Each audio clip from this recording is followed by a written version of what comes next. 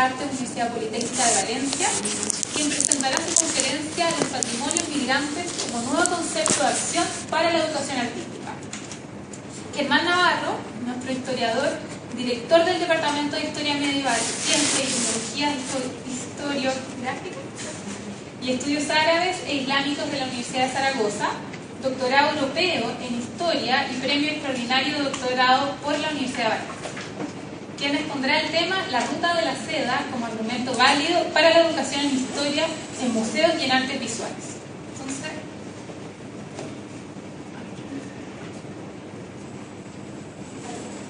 para introducir, entonces, voy a dejarles una frase que dice: el derecho al espacio urbano no solo consiste en la posibilidad de fijar residencia o desarrollar actividad económica, sino en el acceso a la educación, la recreación, la atención de la salud, el transporte o los servicios públicos. Si estos bienes tienen distribuciones geográficas desiguales, el derecho a la ciudad no es igual para todos. Entonces, los invitamos a ejercer su derecho de usar la ciudad y hacer nuestra ruta por medio de Ricard y Germán por las ciudades, por los patrimonios, identidades, geografía, por la seda y por la educación. Entonces, adelante.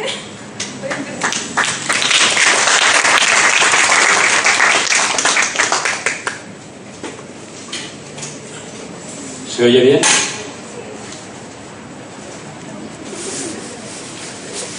Ahora cerrará Andrea su presentación y abriremos la que yo he preparado.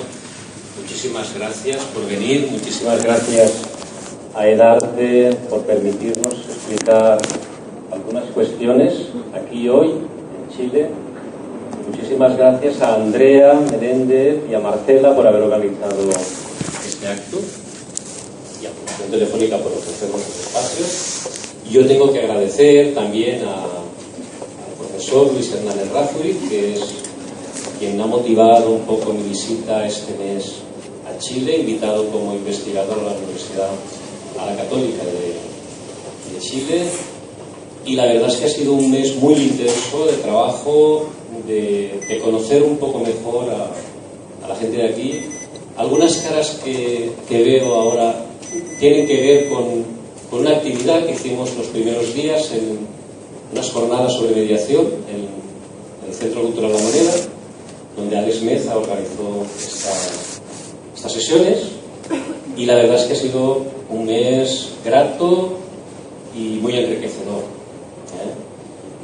Una de las cosas que este año ha motivado también esta doble conferencia, digamos, una especie de presentación incluso de unos trabajos, fue que el año pasado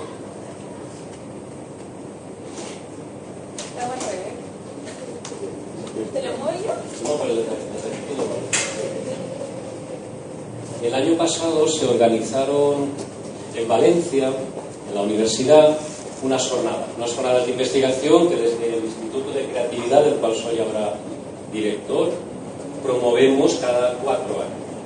En esas jornadas de investigación se reúnen especialistas de diversos países.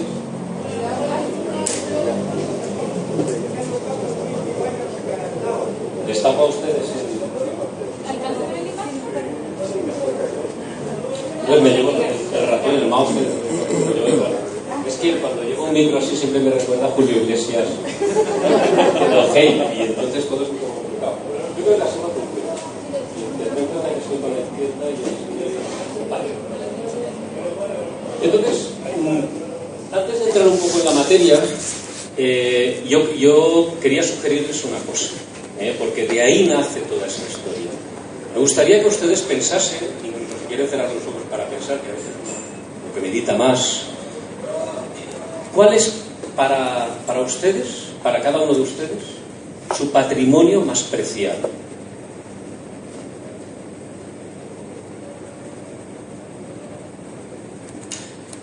La pregunta tiene trampa, porque empezaríamos por averiguar qué es patrimonio y luego aclarar a nivel personal cuál sería el más preciado. Yo les puedo decir que para mí, a nivel personal, mi patrimonio más preciado es mi ansia por conocer, mi deseo de conocer.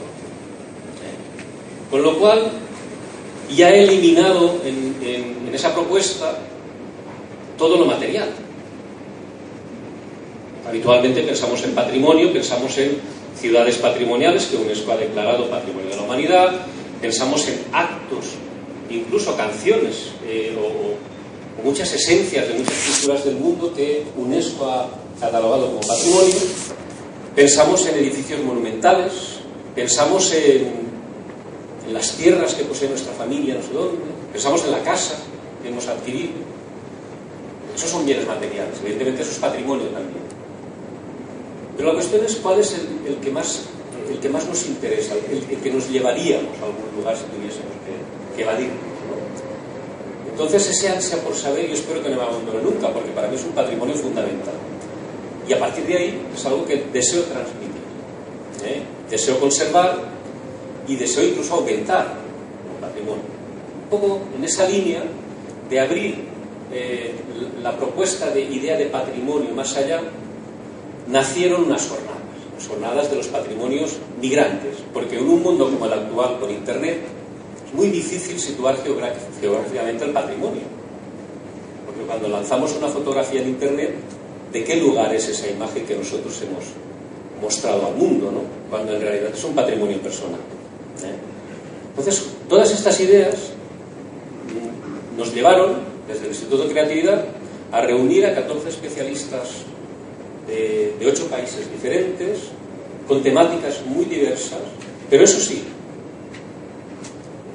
y dándoles un poco la opción a que acercasen sus investigaciones a la educación artística. ¿Por qué digo esto? Porque muchos de esos especialistas venían del mundo del arte, de la sociología, de la pedagogía, de la historia, de la geografía, y a lo mejor algunos de ellos no estaban tan inmersos en el tema de la educación artística como lo estamos los profesionales también. Y entonces, algo que ocurrió fue que yo les planteé una propuesta, ¿no? La de reflexionar sobre el patrimonio migrante. Y esta imagen, que supongo que ustedes conocen, ¿no? ¿Alguien detecta? Supongo que sí que han visto lo que es.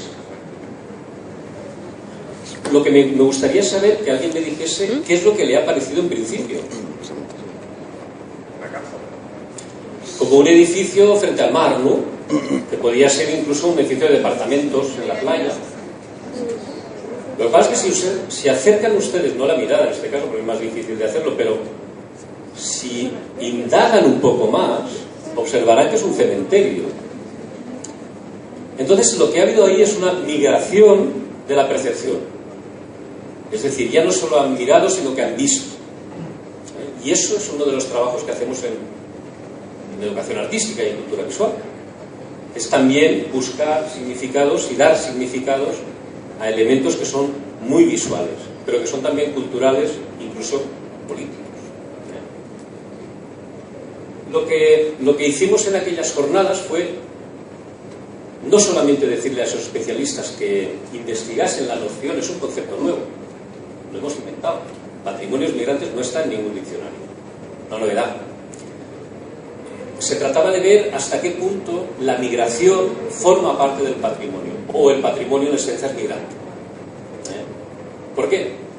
Porque yo en el momento que he venido aquí a hablar con ustedes o a pasar un mes aprendiendo y colaborando, he hecho migrar mi patrimonio, que no es solo material, sobre todo un patrimonio que consiste en saberes, en experiencias y en compartir. Esas jornadas, ustedes pueden entrar en internet a arte, ustedes indican arte, maestros y museos. Si yo no fuese ahora Julio Iglesias, si pudiese entrar aquí, lo hacemos, y luego volvemos, espero que no haya mucho problema. Y entonces, en esa página, Arte, Maestros y Museos, ustedes pueden recurrir a todo lo que pasó en aquellas jornadas, ¿vale? Veo que cuesta un poco de cargarse, por lo cual tampoco voy ahora a perder mucho tiempo. Sí, pero yo les dejo la idea. Arte, Maestros y Museos. Que conste que yo he trabajado durante muchos años, he investigado el tema de los museos y la educación artística en museos. Y de ahí que yo, el tema de patrimonio en realidad, lo que ha sido es ensanchar un poco los márgenes de esas investigaciones. Teniendo en cuenta que trabajo como investigador en un grupo, en un I+D español que se llama Observatorio de Educación Patrimonial en España, donde los museos son una de las partes que sirven para indagar en esos patrimonios. También pueden entrar a la página del Observatorio de Educación Patrimonial en España con ese nombre, directamente ese Observatorio de Educación Patrimonial en España. Se está generando un catálogo de actividades educativas en relación con el patrimonio. Y la verdad es que llevamos ya 4 años trabajando y hay mucho material que ustedes pueden consultar por la red. Una de las cosas que dio como resultado las jornadas fue este libro que en papel, la verdad es que es bastante complicado traerlo de Europa aquí, tal, sabéis ya cómo funciona este mercado de los libros, la distribución. Se puede pedir y a lo mejor tarda un poco, pero llegaría. Pero también lo tenéis publicado en ebook.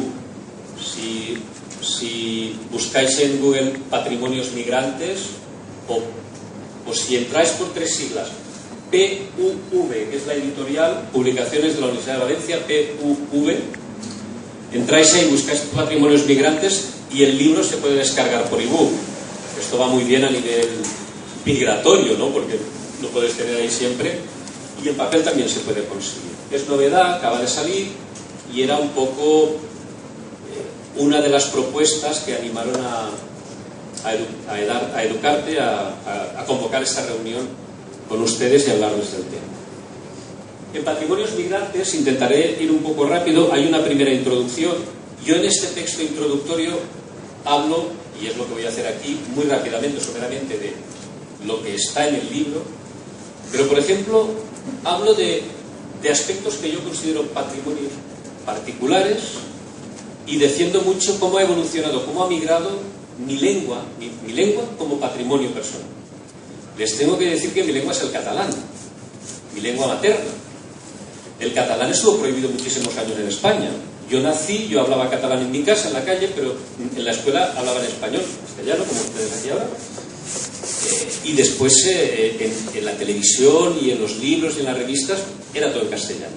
Pero esa posibilidad de hablar 2 lenguas, una en el ámbito familiar y otra en el ámbito ya más oficial, dio como resultado un patrimonio muy peculiar, porque soy bilingüe, pero yo tengo como lengua materna una lengua que además ha evolucionado a nivel patrimonial porque era una lengua menospreciada cuando yo era chico y sin embargo hipervalorada en estos momentos, con lo cual curioso cómo ese patrimonio ha evolucionado también, ¿no? Es uno de los temas que yo abordo en esta introducción. Luego hay un profesor de estética de España, que es como mi maestro, es una de las personas con quien colaboro, que habla de las migraciones de los artistas.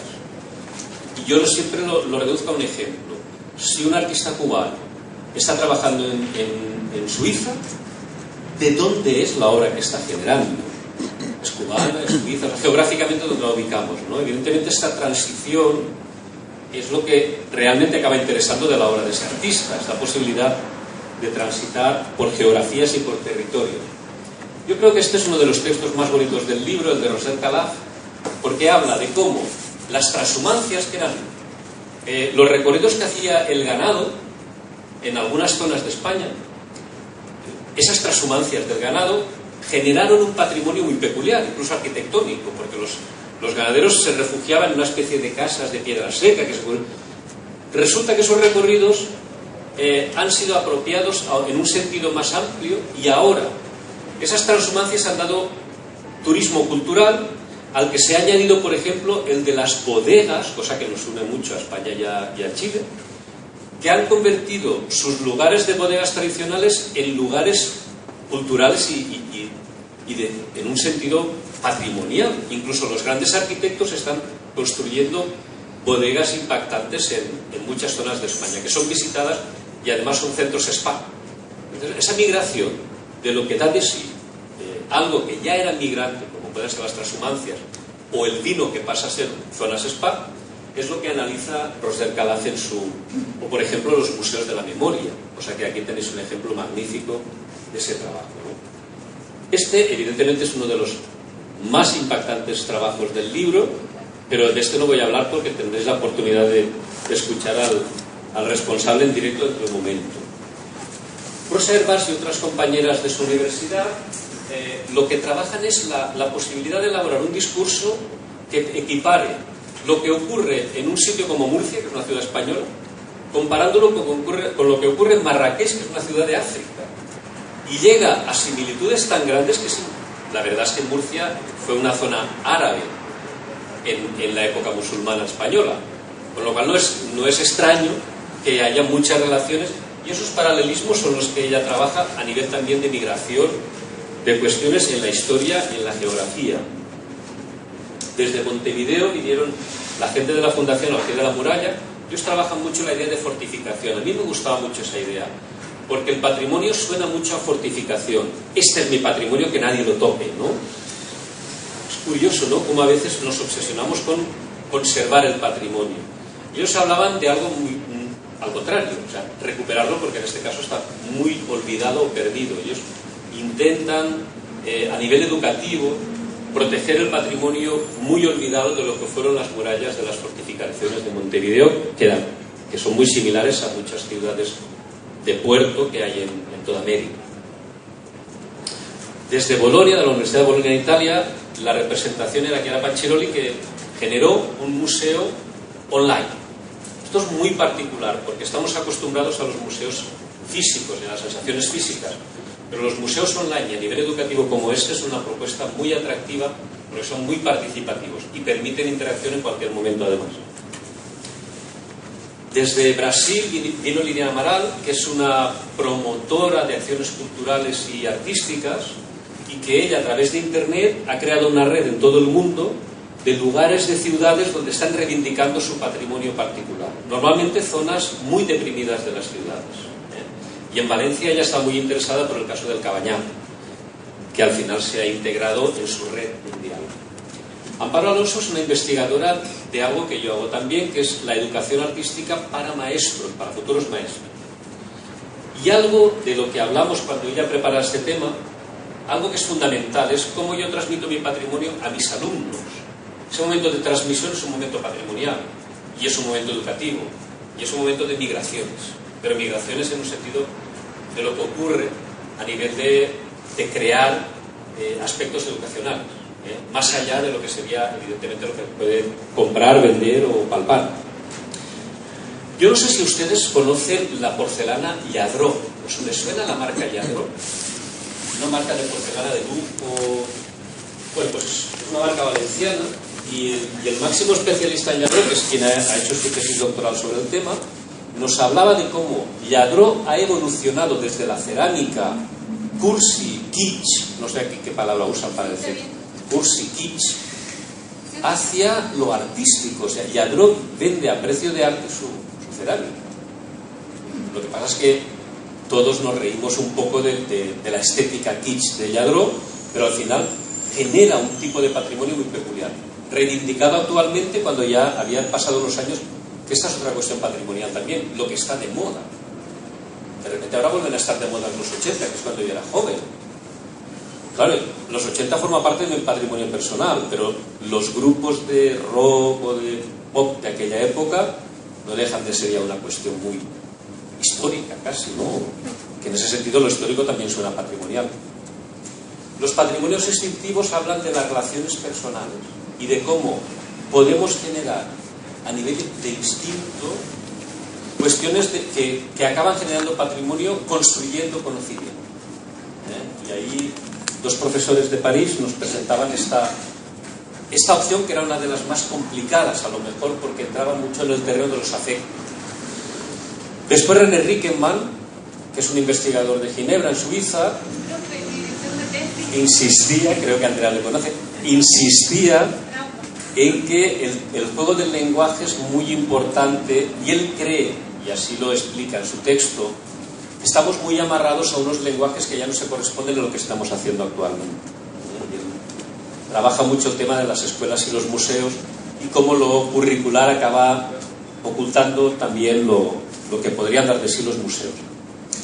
Olaya Fontal y Joan Valle son dos investigadores españoles que trabajan en Observatorio de Educación Patrimonial, y ellos lo que hacen es insistir en la posibilidad de ampliar las fronteras de la educación patrimonial, más allá del museo, más allá de todo lo que entendemos por patrimonio, hasta dónde puede llegar esa educación patrimonial.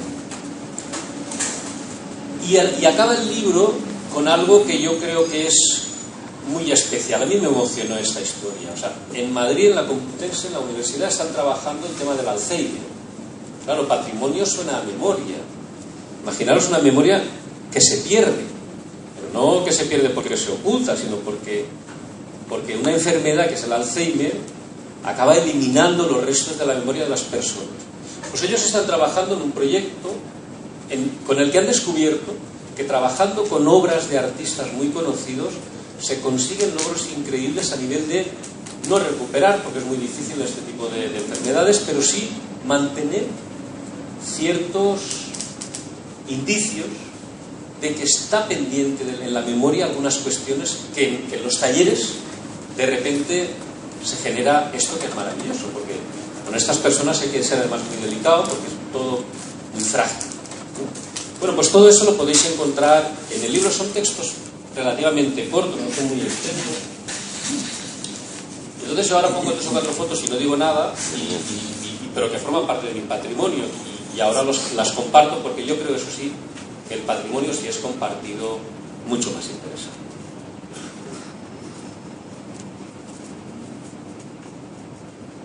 En esta me tengo que detener, porque ustedes dirán, ¿eso qué es? Una lámpara. Una lámpara de diseño. Una lámpara de diseño que constituye un ejemplo, y ahora sabrán por qué, de patrimonio migrante. Les suena, seguro que les suena el nombre de José Saramago. José Saramago, escritor y premio Nobel, como tantos que tenéis aquí, porque no sé si es el país del mundo con más premios Nobel en relación con la población o algo así. Fantástico, además siempre poetas. Pues Saramago, sabéis que tuvo que huir de su país por presiones a nivel político e ideológico. Y él decidió instalarse en una isla, en las Islas Canarias, que son territorio español, aunque está casi que más cerca de Portugal que de España, ¿no? En una isla maravillosa que se llama Lanzarote, que es como un volcán. Y entonces, cuando entramos a aquel lugar, en la biblioteca estaba esta lámpara. Entonces allí entraron en juego muchas cuestiones que me hicieron reflexionar sobre la migración de lo que yo estaba pensando. Es decir, si esa lámpara yo una semana antes la había visto en casa de mi amiga Loli Soto, en su comedor, yo le había dado un significado, había formado parte de un momento de mi vida. Pero si la veía después en casa de la biblioteca del escritor José Saramago, adquiría una dimensión patrimonial diferente. O sea, son esos objetos, como nos comentaban ayer, parece ser que hay unos ejercicios que se está trabajando sobre objetos que los chilenos consideran muy patrimoniales. Y nos hablaban de la hucha, ¿cómo le llaman aquí? Donde meten un cerdito de cerámica. Chanchito. Sí, el alcancía. Parece ser que esto, mucha gente de repente enviaba ese objeto como cuestión patrimonial, ¿no? Que liga un poco con algo que hemos visto hace poco en una exposición en el Matucana 100, donde hay una galería vecinal que se convierte en objetos de todos los vecinos que están cerca de allí. Han aportado objetos y elementos, y aquí con aquello se ha construido una cosa maravillosa, ¿no? Ese juego de cómo se traslada el objeto, o se traslada el pensamiento, se traslada el patrimonio en última instancia, que es lo que queríamos. Y esto lo pongo porque, una vez más, les insto a descubrir esto como patrimonio. ¿Dónde está? Saben dónde está, ¿no?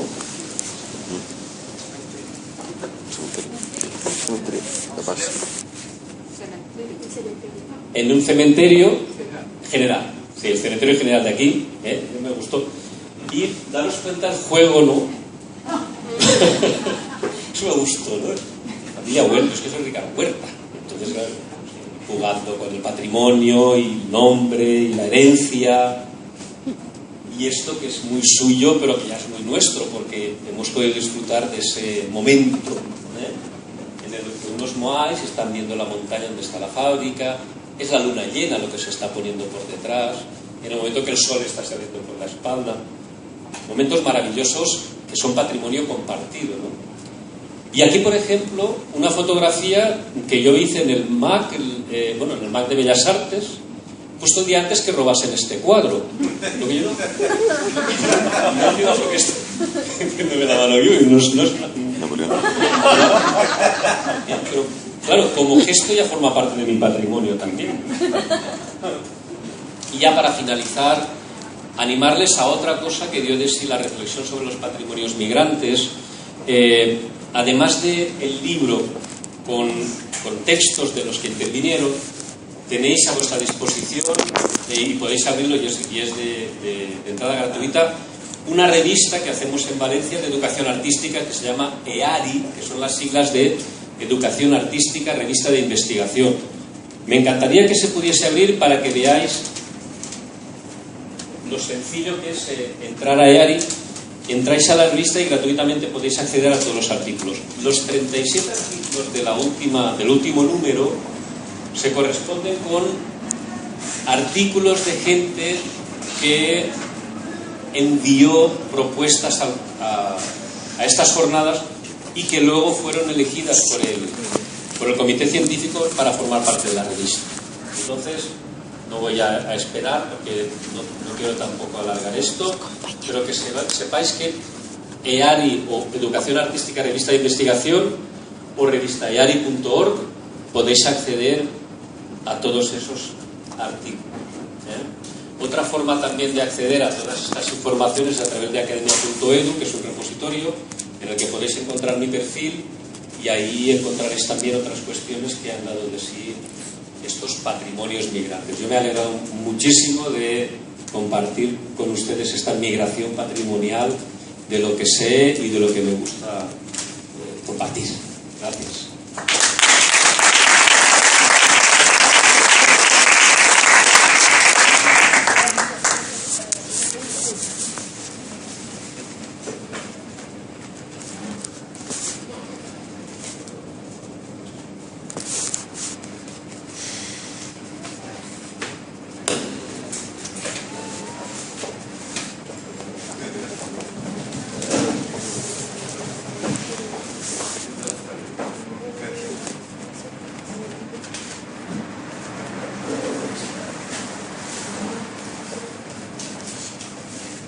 Buenas tardes.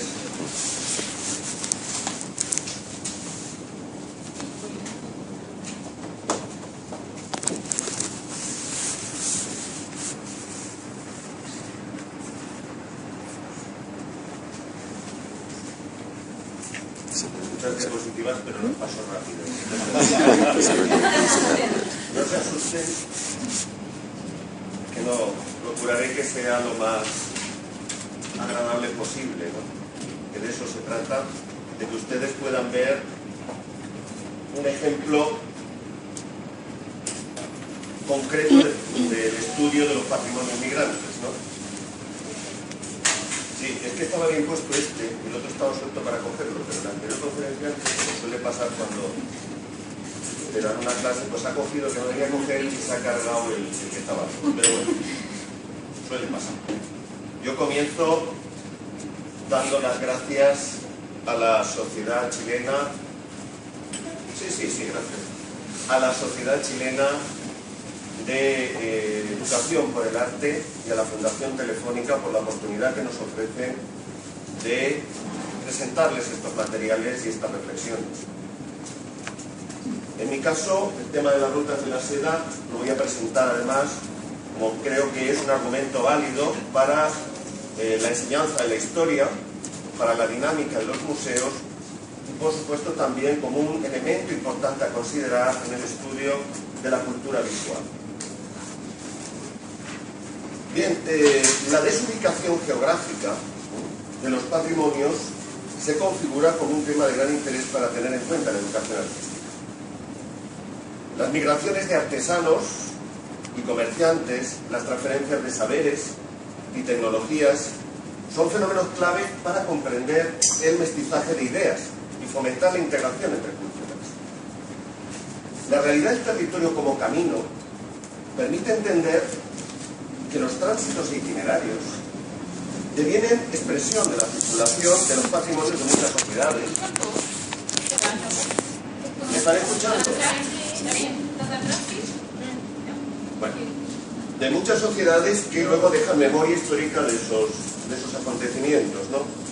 Esas huellas quedan al alcance de los poderes públicos, como ustedes se pueden imaginar, poderes públicos, pero también poderes privados, que comienzan a diseñar museos especializados, exposiciones temporales y foros de debate. En otras palabras, los contactos entre pueblos y civilizaciones generan un patrimonio común en continuo movimiento. Y es ahí donde el concepto de movimiento, de ruta, de interacción cultural, es fundamental para abordar el tema de los patrimonios migrantes. Quiero que tengan esta idea presente. Quizá uno de los ejemplos más significativos que viene a colación es el de las rutas de la seda, que es una denominación creada por el geógrafo alemán Ferdinand Freiherr von Richthofen en un libro que escribió que se llamaba China, publicado en Berlín en 1877, con vistas a definir una red de caminos terrestres que a partir del siglo II a.C. surcaron Eurasia de oriente a occidente para la exportación de sedas y otros productos. Lo cierto es que los primeros ensayos de confección de tejidos de seda se documentan muchísimo antes, allá por el año 2750 a.C. Sin embargo, parece que hasta el siglo I a.C. la importación de sedas no llegó al Imperio Romano. Y cuando lo hizo se dijo que procedía de un país misterioso del Extremo Oriente llamado Sérica, o Tierra de los Seres, que es como se llamaba China entonces. Los primeros detalles sobre estas rutas las proporciona Ptolomeo en el siglo II después de Cristo, pero hay que esperar hasta que en el siglo VI se consolide la primera producción industrial autóctona de la seda en Occidente, concretamente en Constantinopla, en tiempos del emperador Justiniano. Para que vean la evolución de este tema a nivel histórico, tras la conquista de Persia por los musulmanes a mediados del siglo VII, ellos fueron los que controlaron la ruta de la seda. Y al extender después su dominio sobre el norte de África y la península ibérica, difundieron todo ese saber técnico hacia el Mediterráneo occidental. Y a todas luces, Al-Andalus, la España musulmana, fue la primera región del continente europeo en donde se identifica la cría de gusano de seda de forma masiva. Desde aquel entonces la seda fue por fin una industria presente en varias partes de Europa, en la Europa musulmana del sur. Tras la conquista cristiana de los territorios musulmanes, la llamada Reconquista, los monarcas occidentales, los reyes cruzados, aprovecharon la herencia recibida del arte de la seda y promovieron su desarrollo de la mano de los artesanos mudéjares y judíos que allí se habían quedado. Es decir, mudéjares son los musulmanes que se les permitió seguir siendo musulmanes tras la conquista cristiana, y por supuesto de los judíos. Entonces estos artesanos, con esa larga herencia, lo que hicieron fue dotarse de vestiduras y telas ricas tanto para la liturgia cristiana como para su propia indumentaria y adornos, en cortes y palacios, extendiéndose tiempo después todos estos hábitos ya a amplios grupos de la burguesía. Por lo tanto, estamos hablando de un concepto moderno de las rutas de la seda. No se conserva ninguna crónica que lo describa, esos caminos entre Occidente y China hasta el siglo XIII, la época de los viajes de Marco Polo, que es quien comenzará a hacer referencia a este comercio de la seda por aquellos ámbitos, y posteriormente, cuando el nivel de inseguridad comience a aumentar en esas zonas, por los problemas de invasiones, de conflictos, se optará también por las rutas marítimas, que las han visto ustedes antes señalizadas también por mar. Pero fundamentalmente, cuando hablamos de las rutas de la seda, nos referimos a eso. Nos referimos a rutas terrestres, fundamentalmente hasta la Edad Media, desde la más remota antigüedad. Entiendan que eran caravanas terrestres que a veces tardaban meses en llegar desde el extremo de China hasta la zona de Damasco, de Siria. Tardaban meses en llegar allí. Podemos hablar a veces de 1 año, 2 años entre ida y vuelta. Bien, el patrimonio migrante conservado desde entonces en todos los países herederos de este circuito es mucho, tanto a nivel de objetos textiles como de documentos escritos, cultura visual, tradiciones orales. Su mayor significado radica en observar cómo desde hace tantos siglos Occidente, singularmente el Mediterráneo, ha recogido y reinterpretado la tradición severa china. De manera especial, sobre todo este patrimonio textil internacional, la UNESCO lanzó en 1987 un proyecto integral para analizar el análisis de las rutas de la seda como rutas del diálogo, con el objetivo de promocionar el estudio y la reconsideración de la seda en su papel de transmisor de conocimientos, de formas de vida y de pensamiento entre Oriente y Occidente, porque junto con la seda por esas rutas circulaba la porcelana, el budismo, las ideas de Confucio, todo tipo de elementos. En ese sentido, lo que pretendía UNESCO desde ese 1987 fue insistir en la historia planetaria, el estudio de la historia planetaria a través de la transversalidad. Y, como siempre, estos temas, gracias a la aparición de estos programas internacionales con fuerte inversión de dinero, empezaron a tomar gran despliegue. Y, concretamente, ese mismo año también el Consejo de Europa quiso poner en marcha un programa parecido al de las rutas de la seda como itinerarios culturales.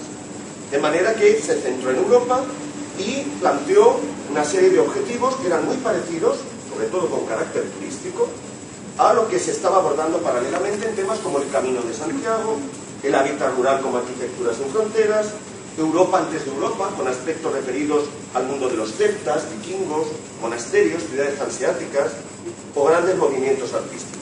De ese modo la seda se añadía como un atractivo más de transversalidad también para el Consejo de Europa en estos territorios, en estos elementos patrimoniales de carácter etnográfico, musical, literario, artesanal, mercantil.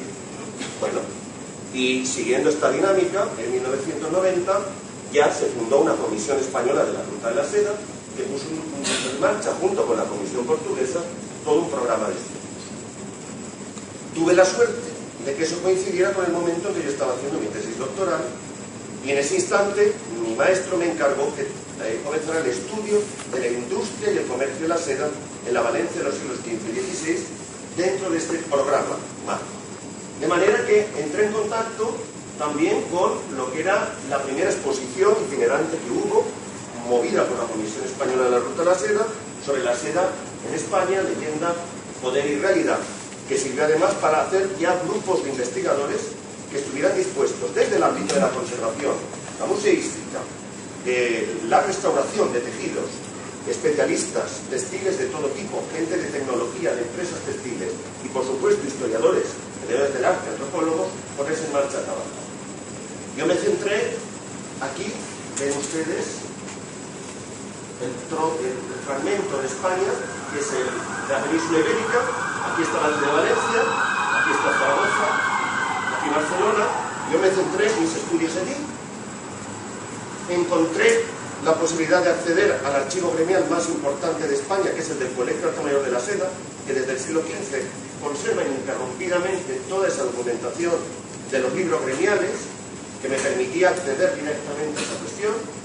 Y, como sucede cuando una tesis tiene la suerte de tratar un tema subvencionado a escala internacional, que inmediatamente está todo el mundo dispuesto a publicar y difundir, pues tuve la suerte de que se comenzaran a poner en marcha publicaciones que se me estaban encargando desde el gobierno valenciano, desde el ayuntamiento de la ciudad. Yo en esos libros podía encontrar muchísima información referida a quienes gobernaban el gremio, aspectos sobre sus ordenanzas, qué es lo que ordenaban directamente, qué estatutos establecían sobre cómo producir la seda, los telares, los tornos que tenían, toda la tecnología. Y curiosamente observé que un 50% de la Junta de Gobierno por estatuto debían ser genoveses y el otro 50% valencianos, porque era un gremio de dos nacionalidades. Los italianos, que habían venido con el arte de la seda, habían transmitido su saber a Valencia, que era una zona con tradición propia, y habían permitido la fundación de este arte de la seda. Bellutieri en italiano, velluto, terciopelo. Nos permitió analizar los obreros, los maestros que había, los exámenes que se hacían con las pruebas específicas. Es decir, pudimos entrar a detalle sobre el tema de las rutas de la seda con un caso específico. Y observar lo que pasaba en Barcelona, donde por motivos de haber una guerra civil en esos años los genoveses no acudieron allí, sino que se trasladaron preferentemente a Valencia. Pudimos ver lo que pasaba en la propia ciudad, con más de 400 genoveses identificados con sus nombres y apellidos y sus documentos desde fuentes heterogéneas, que luego fuimos a buscar a Génova para ver en qué momento habían realizado su migración, y encontramos a más de 50 de ellos en los archivos genoveses, en todo un proceso de migración tecnológica, de transmisión de saberes y difusión de elementos. Pero sobre todo ellos habían venido porque aquí existía una tradición previa, una difusión del cultivo muy interesante. Mientras tanto, Zaragoza prefirió explotar mediante los alemanes el tema de la imprenta, del papel, ¿verdad? Y desarrollar otros negocios, otras actividades e importar tejidos. No les entretengo en ese sentido. Pero lo que pasaba es que la seda no se estaban movilizando de esa forma esos contingentes de artesanos y mercaderes. Se había convertido a finales del siglo XV en un negocio especulativo enorme. Es decir, vendiendo un tejido de seda se lograba a veces más lucro, más beneficio para los grandes hombres de negocios que comprando caballos o que realizando alguna otra actividad que en aquella época pudiera sospecharse que enriquecía. Es decir, hablamos de los negocios especulativos de la época, con una demanda de lujo, con unos tejidos muy cada vez más complejos, más complicados en oro, en plata, muy difíciles de realizar. En suma, lo que se puso en marcha además fue una difusión de maestranza técnica muy importante, no solo de Italia a España, con genoveses en Valencia, sino también hacia Francia, artesanos de Lucca hacia Lyon, o incluso más adelante, mucho más adelante, con la difusión desde 1550 más allá, de artesanos italianos y franceses presentes en los Países Bajos, en Inglaterra, difundiendo el arte de la seda. Y a la vez generalizando productos muy comunes en toda Europa. El Colegio de Arte Mayor de la Seda era el edificio donde antes han visto ustedes su archivo, e incluso se me pidió que trabajara sobre el edificio la posibilidad de considerar la creación de un museo de la seda, que hasta ahora no ha sido posible, y que sin embargo en otras partes sí que lo ha sido. Se entró mucho a detalle en el trabajo de exposiciones como esta que tuvimos en Montevideo, sobre la vestimenta tradicional valenciana, la importancia que había tenido el uso del tejido lujoso de seda hasta el siglo XVIII, transportando toda esa información hacia el Museo de Artes Decorativas de aquí de Montevideo y difundiendo este patrimonio. O incluso se trabajó aspectos sobre la seda y la importancia que había tenido en la manufactura de los ajuares de los principales reyes castellanos enterrados en el panteón del monasterio de las Huelgas, con paradojas increíbles, como la de encontrar algunas de las almohadas de sus ataúdes, como esta de la reina Berenguera, realizada en factura musulmana y con el apelativo de no hay más Dios que Alá, y Mahoma es su profeta. Es decir, imagínense reinas cristianas apoyando su cabeza en su ataúd una vez difuntas con mensajes islámicos. Eso significa no más otra cosa que para ellos no era tan aberrante el hacerlo, puesto que les importaba la estética, el lujo y la calidad de aquellos que solamente sabían producir esos tejidos tan maravillosos que en ese momento eran los musulmanes. Hay obispos que se encerraban con auténtica vestimenta musulmana, obispos católicos, en la España medieval. Esto ayuda mucho a la comprensión entre culturas, más lo que nos une que lo que nos separa, ¿verdad? Frente a esos mensajes que se han lanzado de la lucha de civilizaciones y todo eso. Bueno, y hablando de esta línea de patrimonio migrantes, la Spanish Society of America, que posee una colección enorme de tejidos, nos puso en conocimiento de que allí había ido a parar un libro del archivo que ustedes antes han visto en Valencia, que está en Nueva York. Eso sí que es un patrimonio migrante, ¿no? Por la compra que hizo un anticuario. Un manuscrito espectacular que hemos tenido la oportunidad de estudiar, que nos habla también de su cofradía de San Jerónimo, del patrón, un santo que, siendo eremita y que solía representarse desnudo, porque además es de la Edad Media, aparece anacrónicamente vestido de cardenal, con la sotana roja y el capelo, que surgen a partir del siglo XIII, no antes, y que representan también el papel del prestigio de la seda en el cardenalato, en el papado, en la liturgia. Es de gran actualidad lo que les estoy hablando.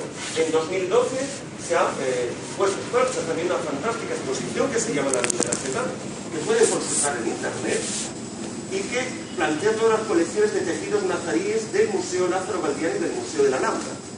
Es decir, en 1987 UNESCO y Consejo de Europa pusieron en marcha estos programas sobre las rutas de la seda. Pero el tema es de gran actualidad.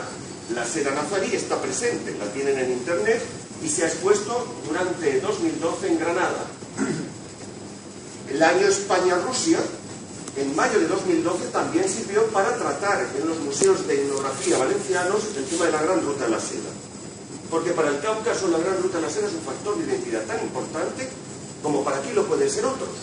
Yo aquí he visto la exposición Hilos de América, Textiles Originarios, que es una exposición bellísima que se hizo en La Moneda, o tengo constancia, y así lo pueden ver ustedes en internet, el sitio web La Ruta de la Seda Andina, la Ruta de la Seda de los Andes, con varios países de América del Sur que están recuperando su historia sobre la seda, partiendo del hecho de que fueron los europeos los que trajeron luego aquí este arte, en un proceso, como pueden observar, que no se limitó a una integración euroasiática, sino también a un traslado hacia América. Y el propio gobierno chino, en octubre de 2012, pone en marcha una exposición sobre los antiguos tejidos chinos, los más antiguos de las rutas de la seda, que se conservan en uno de los museos más importantes. A mí, en todos estos aspectos que les acabo de narrar de forma muy apretada, lo que me interesó mucho para este libro, por su dedicación al tema de la educación artística, fue sobre todo el tema de qué había quedado a nivel de organización museística derivada de todo esto. Y entonces me dediqué a analizar, visitar en algunos casos, qué museos especializados en esta temática han quedado en ámbito internacional. Y de manera preferente sus programas didácticos. Cómo enseñan todo esto que transmite la investigación histórica y lo que queda del patrimonio, cómo lo transmiten a los niños en sus programas didácticos, o a los adultos, o a las personas que allí acuden, para evaluar la relación existente, en eso me servía a mí, entre educación artística y patrimonios migrantes de la seda. Es decir, ahora sí que ya, después de tanta subvención y financiación, haya quedado una red importantísima a nivel mundial. Yo he analizado 14 museos dedicados a la seda, ninguno de ellos en España, mala suerte, hubo intentos de hacerlo, pero no fue posible, incluso se dotaron de contenidos, y me gustaría destacarles 3, por la relevancia de los contenidos educativos que tienen. A saber, el primero, el Museo Didáctico de la SEA de Como, que fíjense que ya se llama Museo Didáctico. Es decir, el Museo Didáctico de Como es el único que asume, en Italia, una propia denominación como misión docente fundamental a la que aspira. Y las relaciones entre el museo y el mundo de la enseñanza se reflejan en que el propio museo está ubicado en la sede del Palazzo del Instituto, ese edificio de la universidad.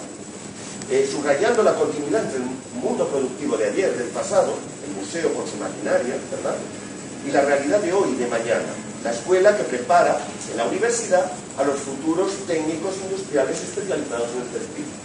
Fíjense qué relación más bonita han establecido. Allí en ese centro, en este museo didáctico, de nombre precioso, se pretende difundir la cultura textil y sensibilizar a la juventud de una realidad de gran relieve en su pasado, que vincula cultura, historia, arte, tecnología y economía. Y además el museo se proyecta sobre la ciudad y su territorio mediante itinerarios guiados o verdaderas rutas de la seda locales que reconstruyen el escenario histórico del desarrollo manufacturero y del artesanado en el ámbito de esa ciudad, para hacer entender mejor los motivos que han posibilitado su afirmación en aquellas tierras y no en otras, y el hecho de que exista un museo. Porque lo primero que dice uno es, bueno, aquí debió ser muy importante el arte de la seda para que haya un museo didáctico, ¿no? ¿Por qué? Fíjense qué integración museo-espacio local. En los museos de Macclesfield, en Reino Unido, son 3 asociados, uno está dedicado a la industria sedera, otro al patrimonio heredado y un tercero a la exhibición de telares.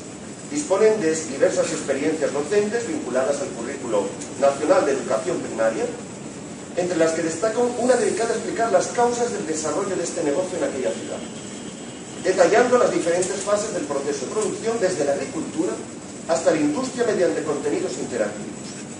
Y por último, destacando, también el Museo de Sousse del Líbano tiene una sección educativa importante con visitas concertadas de grupos de escolares a los que se les enseña mediante guías todos los aspectos de la producción sedera, desde el cultivo de gusanos hasta el manejo del telar, que luego en un rápido pasado verán ustedes en imágenes de la Edad Media, disponiendo hasta de un taller de jardinería, donde los niños son atendidos por un técnico especialista que les muestra cómo se cuidan, cómo se cultivan los gusanos y cómo se hace eso, ¿no? Fíjense cómo los niños están atendiendo a un señor en el que ven el manejo del telar. A modo de reflexión general y previo al pase de esas diapositivas que les permitirá entender lo que a estos niños y a los adultos y a todos los que estén interesados por el arte de la seda hemos llegado a reconstruir el pasado, a mí me gustaría insistir, a partir de estos apartados educativos, que con el auge del turismo industrial en nuestros días, los procesos manufactureros y la tecnología del pasado son objeto de curiosidad y descubrimiento, y se valoran como un potente elemento educativo, aunque la herencia material e inmaterial recibida es muy dispersa y procede de distintos canales. Según Eulalia Morral, que es la directora del Centro de Documentación del Museo Textil de Tarrasa, en Cataluña, presidenta que fue de la Comisión Española de la Ruta de la Seda, si para el ciudadano de a pie es difícil visualizar como patrimonio esta diversidad de elementos textiles, imagínense para quien lo gestiona, que resulta casi heroico alcanzar un mínimo nivel de coherencia en su propio museo con respecto a los demás. Aunque es cierto que el hecho de que el patrimonio textil haya sido poco valorado le otorga desde el punto de vista de la museología un enorme margen de posibilidades, puesto que desde esa perspectiva está un poco más libre de toda la reglamentación, de toda la teorización que ha existido en otros tipos de museos. Entonces, en un museo textil hay tanta libertad para montarlo como uno quiera, que puede contar la historia desde puntos de vista que no han sido desarrollados en otro tipo de museos, conjugando, por ejemplo, contenidos de física y química con temas de historia, las ciencias y las letras unidas, por fin, y no separadas como si no tuvieran nada que ver, ¿verdad? Con temas de historia, etnología, arqueología industrial. Un museo textil no tiene un solo público, sino muchos, y no es fácil elegir el lenguaje apropiado para cada uno de ellos. Ni tampoco es lo mismo que su ámbito espacial sea una comunidad local o un ámbito especializado de carácter internacional, un museo nacional. Incluso se puede ofrecer ese patrimonio recuperado y expuesto como base para el diseño industrial contemporáneo. En suma, el patrimonio textil y en general cualquier patrimonio deben ser considerados como un todo al servicio de todos y todos a escala mundial. Y fíjense, esto que vamos a ver ahora muy brevemente, son imágenes de un proceso de reconstrucción de saberes técnicos que va desde la agricultura, unos gusanitos que tardan 40 días en hacer su capullo del gusano, que deben ser alimentados con hoja de morano morera, alimentados en diferentes estanterías de madera, cubiertos. Aquí tienen ilustraciones del siglo XVI de varios grabadores y pintores, poniendo las hojas de morera en los estantes, seleccionando las simientes, observando además todo su proceso durante esos 40 días que tardarán en eclosionar, y que antes de que salga la crisálida hay que matarla dentro para que el capullo pueda deshilarse en un único hilo de 15 metros que compone ininterrumpidamente cada capullo, con un tamaño de 12 a 25 micras. Y que evidentemente eso como se hace hirviendo, mientras están vivos todavía los capullos, o bien secándolos al sol. En diferentes imágenes de la pintura de la época lo vemos. Luego con las manos muy finas hay que ir sacando la hebra del capullo hervido e ir rodando para hacer una primera torsión, porque el hilo te puedes hacer sangre en las manos, es muy cortante a pesar de ser tan ínfimo. Y ahí aparecen las mujeres, ¿verdad? Que no están en las ordenanzas de los gremios, en la iconografía sí. Gracias a la iconografía sabemos que era un trabajo fundamentalmente femenino, a pesar de que los maestros dominaran los gremios y expulsaron a las mujeres de esa actividad. Es un tema apasionante. Ellas aparecen hilando, ¿verdad? Siempre la imagen de la mujer hilando en la Edad Media, en varios tratados del arte de la seda, pero también con máquinas complejas que permitían torcer varios carretes y hacer hilos con mucha mayor torsión. A veces con personas que empujaban desde dentro, cautivos esclavos, esos tornos para hacerlos girar y que todos los carretes fueran girando a la vez, o bien utilizando energía hidráulica, como si fueran molinos, ¿verdad? Que se accionan ya no por energía humana, como este que está en el Museo Laboratorio Aldini Valeriani, que permitió la implantación del sistema de fábrica, un ensayo capitalista del siglo XIV en Bolonia, con procesos de torcedura de seda a gran abasto. Luego había que teñirlo. Otra fase distinta, elegir las materias, pinturas. Aquí se nos explica perfectamente todo ese proceso, es complejísimo. Una sustancia para cada color, a veces mezclando varios. Problemas de contaminación ambiental, fíjense cómo el señor se tapa la nariz, ¿verdad? Porque es enorme la contaminación, como puede encontrarse uno hoy en Marrakech o en Fez cuando visita las tenerías, las curtidorías de cuero. Hasta yendo fuera de la casa hace mal olor la casa de tintes, ¿verdad? Y así, con imágenes de un proceso que luego esos hilos teñidos en colores se venden y han de ponerse en el telar. donde en el telar también están las mujeres, también saben tejer el telar, a pesar de que la imagen siempre sea la del hombre que está dirigiendo la operación. Unas operaciones complejas que, por mucho que lo expliquen a los niños, una cosa es explicar cómo se hace algo y otra cosa es saber cómo se hace algo, porque uno lo hace, saber hacer algo. Saber hacer algo no es saber cómo se hace, es ponerse en el telar y hacerlo. Yo les confieso que con toda mi experiencia de más de 20 años no sé tejer seda. Solo sé lo de los gusanitos porque eso lo sé cuidar de lo más sencillo, lo que te enseñan los niños. Vean las imágenes, ¿verdad? Hemos podido identificar los tejidos que son con las ordenanzas, brocados, camelotes, damascos, saténes, tafetales, vellutos, que son terciopelos, las diferentes tramas que tenían y empleaban los ligamentos básicos, cómo existían también unas formas de hacer tejidos más sencillas, que eran los velos de las mujeres musulmanas, o la viatilla, que era el velo negro para ir a misa de la mujer cristiana. Hemos conocido a través de fuentes fiscales toda la variedad de tejidos. Y hemos observado que en aquella época, a finales del siglo XV, un 85% de los tejidos era de color negro, porque era la moda, era el precio el que más valía frente a otros tejidos, porque el propio emperador Maximiliano y su familia vestían de negro, porque el emperador Carlos V, siempre lo hemos conocido, vestido de negro, de terciopelo negro de seda, ¿verdad? Ahora caemos en la cuenta de que el negro era el color del imperio católico, el color del luto, de la pasión, de la religión católica. Todo el año de luto prácticamente, y además celebrando la liturgia. Pero además era un elemento aristocrático, como Felipe II también, hijo del emperador, reflejaba con su sombrero de seda. Se ha estudiado esa indumentaria. Hay obras, ya tenemos obras de gente de historia del arte que ha trabajado en la indumentaria, la pintura gótica. Es un tema precioso para los historiadores del arte, a los que ya no les interesa solo ver un retablo tan bonito como este, de un exorcismo, de una princesa bizantina, ¿verdad?, que tira al demonio por la boca, sino lo que les interesa es el vestido de la princesa, el diseño que lleva. Y en qué manera tampoco les interesa solamente la iconografía, que también de la Virgen y el Niño, sino la capa que lleva, o de este personaje que es un San Sebastián. Observar toda su dinámica a nivel de indumentaria, o de estos ángeles que se han hallado, los frescos que se han hallado recientemente en la Catedral de Valencia. A todo el mundo le han encantado porque son ángeles músicos, ¿verdad? A mí me interesan las sombreras, que es donde se refleja el diseño de tejidos de seda. En suma, con todo esto, ¿qué les quiero decir? Pues les quiero transmitir que el intercambio y la difusión de recursos técnicos, patrones de consumo, modelos iconográficos y tipos de diseño dan lugar a un importante mestizaje cultural que desemboca en procesos planetarios de interacción social. Se trata de conservar lo usual, representativo y repetitivo.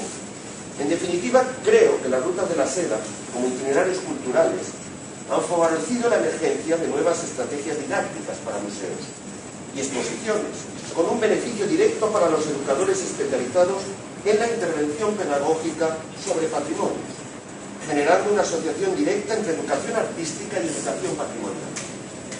Y esas nuevas estrategias han contribuido a reforzar la idea de intercambio entre diversidad y pluralidad de culturas. También han ayudado a concretar ejemplos para la generación de procesos estimulantes y significativos sobre el saber hacer del artesanado tradicional, rememorando todo tipo de procedimientos y destrezas centradas en el aprendizaje del patrimonio severo internacional y, en definitiva, en la educación multicultural e intercultural. En ese sentido, yo estoy de acuerdo con Roser Calaf y Olaya Fontal cuando afirman que el concepto de patrimonio, el cual normalmente se asocia con los de legislación e historia, ¿verdad?, puede ser adoptado por la educación artística como fin específico para poner en valor identidades y saberes que deben convertirse en referentes inmediatos para el diálogo de culturas, el respeto a la diversidad y, en definitiva, la defensa de valores fundamentales para la construcción de una humanidad más creativa, sensible y vitalizante, educada para la ciudadanía responsable, indistintamente de cualquiera que sea su ideología o de sus creencias religiosas o no religiosas. Muchas gracias por su atención.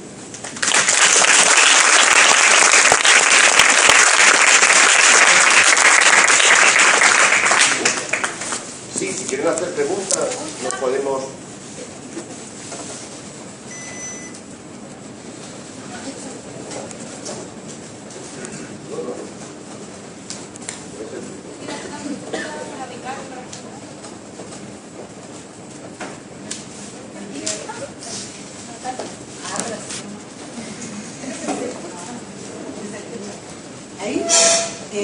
Germán, que me quedó una duda de lo último que dijiste del indumentaria en negro, que yo tenía entendido que eso tenía que ver también con lo que los españoles conseguían desde América, el palo campeche, los distintos tintes que le daban con poderío que tenían solo ellos y no el resto de Europa. Entonces quería saber si eso era efectivo o no, y que si eso era alguna de las razones para esta vestimenta española negra que estuvo tanto tiempo en esa época.